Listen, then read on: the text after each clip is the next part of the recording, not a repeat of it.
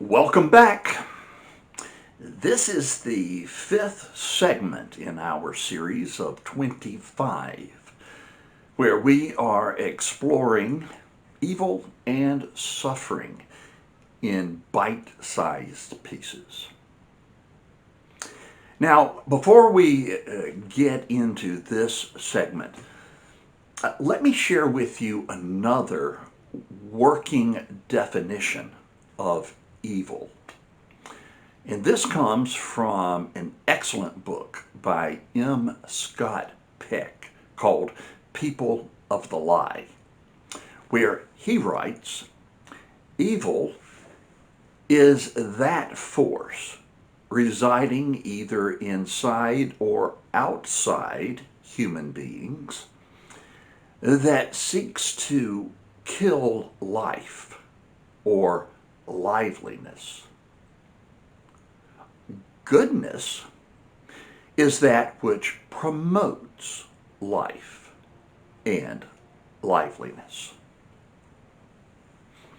Now, as we've said, everybody has a belief system, a worldview.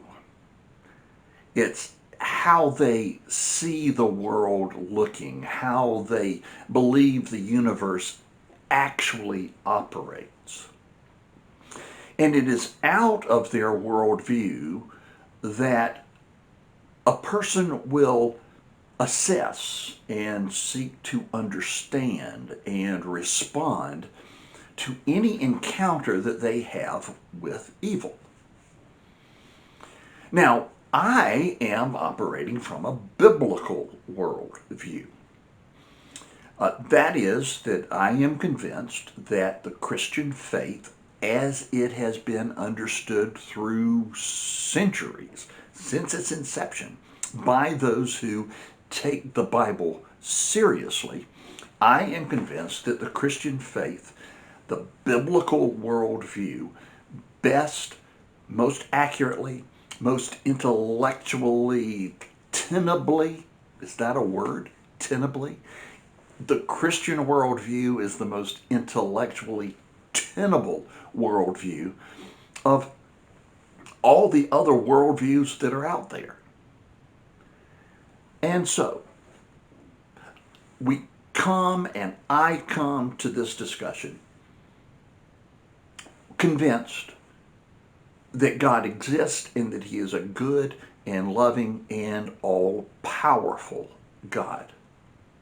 And that there is horrible evil in the world. And how then do we justify God, if you will, in light of this evil?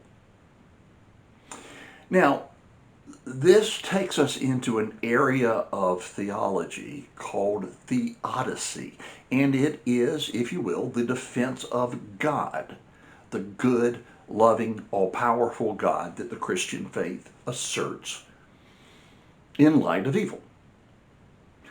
And what I want to do is offer, over the next few segments, 5 appeals which begin to create what I think is a substantial argument in defense of the reality of a good, loving God, even though evil exists.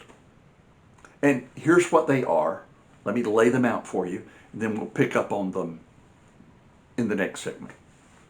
The first is the appeal to a God who suffers.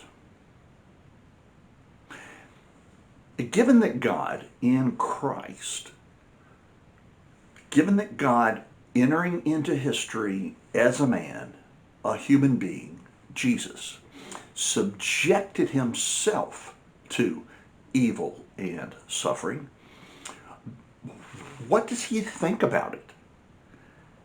What is his response to it? The second is the appeal to origins. Did God create the best of all possible worlds? And are we living in the best of all possible worlds? Number 3 is the appeal to mystery. What makes us think that if there is indeed a good reason for God to allow evil to continue, that he would tell us what it is? Fourth, the free will defense. God has made us morally free agents. We get to make decisions, and those decisions carry with them consequences, and they impact ourselves and the people around us. And then fifth is the appeal to God's larger purpose. What if God is about something overall that transcends your and my comfort? Now, those are the 5 lines of defense that we will begin to pursue in the next segment.